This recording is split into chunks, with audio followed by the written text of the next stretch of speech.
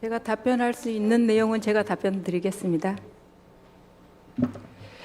이재명 후보의 그 기록 분량이 트럭 한 대분이라고 하는데 맞나요? 종이 기록으로 200책이 넘는 것으로만 알고 있습니다. 그건 직접 보지 못했군요. 네, 네, 약 7만여 페이지에 달하는 종이 기록이라고 합니다. 근데 우리 종이 기록이 아마 공판 기록, 또 증거 기록, 변호인 의견서 등등을 다 포함한 전체 기록이겠죠. 근데 아시다시피 우리 민법상의 문서는 원칙적으로 종이 문서를 의미합니다. 그런데 전자문서도 서서히 이제 허용되는 중이기는 합니다.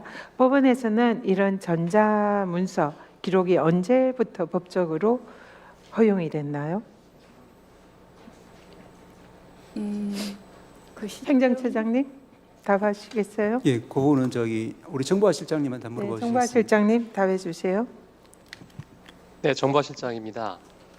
전자문서에 효력을 부여한 것은 2010년 민사소송 등에서의 전자문서 이용 등에 관한 법률에 의해서 시작이 되었고요. 형사에 대해서는 잠깐만요. 일어서서 네, 네. 답변을 해주시고요. 마이크하고 거리가 멀면 핸드 마이크 있으면 좀.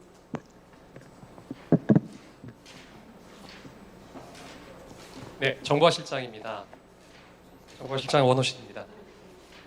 민사에서는 2010년도부터 전자문서가 민사소송법상 종이문서와 동일한 효력을 갖게 되었습니다.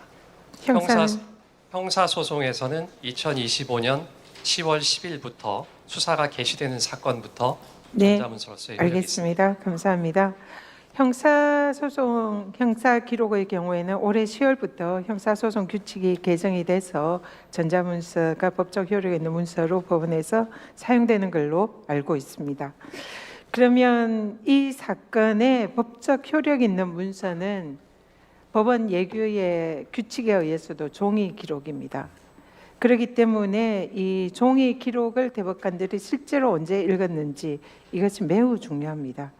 그러면 실제로 이 종이 기록 한 트럭분에 해당하는 종이 기록 복사는 언제 했습니까? 기록 복사에 대한 이야기는 저는 듣지를 못했습니다. 못 들었습니까? 대법관들에게 언제 종이 기록 배부했습니까? 대법관님들에게 종이 기록을 그러니까 이 사건의 기록은 3월 28일 접수되었고 그게 지금 금요일 제가 얘기했지만 법적 효력이 있는 문서는 종이 기록입니다. 당시에 대법관님들에게 언제 배부되었는지 여부는 저는 모릅니다. 지금 재판국 국장님 모른다고 그래서 아까 제가 실무자를 배석을 시키라고 했는데요. 일단은 지금 전혀 모른다. 그럼 대법관들에게 종이 기록을 실제로 배부한 직원이 있을 거 아닙니까? 이 기록은 처음에 연구관님실로 갔고 그 이후에 기록이 어떻게 이동되었는지는 그런 걸 당연히 챙겨야죠. 지금 법적인 효력이 있는 기록은 종이 기록입니다. 그래서 통상은 대법원에 변호인 의견서가 도달하면 소부에 배당이 되고 그때부터 법관들이 기록을 읽는 게 통상의 예죠. 통상 그렇죠? 그러면 이 사건의 경우에는 전압 회부가 22일이기 때문에 그때부터 공식적으로 대법관들이 종이 기록을 읽을 수가 있습니다. 그 전까지는 종이 기록을 다 대법관들에게 7만여 쪽에 해당하는 기록을 다 우리 재판국에서 직원들이 다 교부를 해야 되는 상황입니다. 하셨나요? 하셨는지 안 하셨는지 말씀하세요. 그 이야기는 듣지를 못했습니다. 못 들었다. 그러면 완전히 법을 지키지 않은 건데요. 실제로 저희들이 오늘 대법관 방을 찾아갔습니다. 그리고 현장 검증을 했어요. 그런데 현장 검증한 대법관의 방의 책상은 온통 종이 기록이 있었습니다. 그리고 지금도 아직도 형사 기록은 최근까지는 다 종이 기록으로 본다고 합니다. 그럼 당연히 이 사건 대법관들 종이 기록 보고 있었어야죠. 근데 그걸 담당자가 모른다고 하면 종이 기록이 배부가 안 됐다는 얘기입니까? 일단 연구관실로 올라간 것까지만 지금 알고 모른다는 있습니다. 얘기니까 종이 기록이 배부가 안 됐다라고 그렇게 간주를 해도 되겠네요. 확인해 보십시오. 가서 확인하고 다시 나중에 제가 묻겠습니다. 들어가십시오. 네, 행정처장님. 예.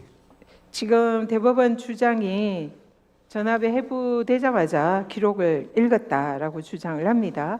그러면은 그 기록은 종이 기록이 아닌 걸로 보입니다. 방금 국장의 얘기에도 따라서.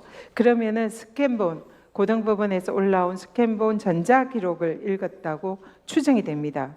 스캔본 기록은 아까 정부와 실장도 얘기했지만 올해 10월부터 형사소송 규칙이 개정되면서 법적 효력이 있는 문서가 됐습니다. 그렇기 때문에 법적 효력이 없는 스캔본 기록을 설령 전압 해부 당시부터 읽었다 하더라도 그것은 법적 효력 없는 문서를 읽은 것이고 그것은 불법이다 이렇게 봅니다. 그래서 이런 불법적인 스캔 기록을 대법에 해부되자마자 누가 그것을 대법관들에게 읽으라고 지시했느냐, 누가 했다고 생각하세요? 한 가지만 먼저 말씀을 좀 드리겠습니다. 제가 묻는 것만 답하시고 그 다음에 말씀하십시오. 제가 보기에는 그 지시를 할 수 있는 사람은 조희대 대법원장밖에 없습니다. 재판에 대법원의 소송 기록이 접수되자마자 전압 해부도 되기 전에 이미 대법관들에게 스캔본 기록을, 만약에 법원 판결문이 사실로 믿는다 하더라도 읽은 것은 스캔본 기록입니다. 그거는 종이 기록이 아니기 때문에 불법이고요. 그러한 불법적인 지시를 한 조희대 대법원장은 만약에 그것이 사실이라면 직권남용이다 이렇게 생각합니다. 어떻게 생각하세요?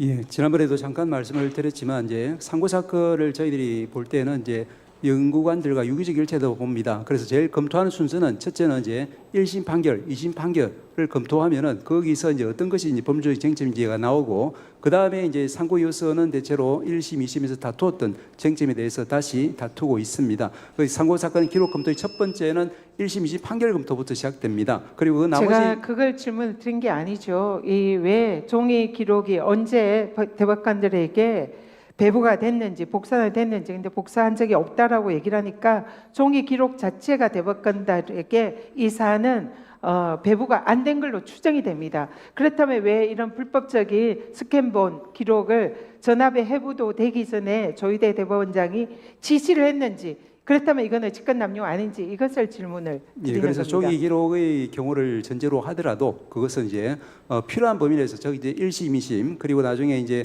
그 상고 요소를 통해서 이제 압축되는 법률적인 쟁점에 대해서 법률심의 상고심으로서 그 필요한 부분에 한해서 이제 필요한 종이 기록 부분을 보기도 하는데 이 부분이 이제 예를 들면 연구관들을 통해서 보고서를 통해서 이제 그 사실관계를 정리해서 보기도 하고 또 필요한 처분 문서라든지 중요한 부분을 직접 이제 제가 묻는 질문에 대한 답을 하시는 건 아닌 것 같고요. 대법원에 아까 사무국이랑 한번 가서 살펴보십시오. 종이 기록을 언제 대법관들에게 배부했는지를 확인을 해서 다시 저에게 나중에 질의에 말씀 주시기 바랍니다. 이상입니다. 네, 수고하셨습니다. 다음 질의 순서는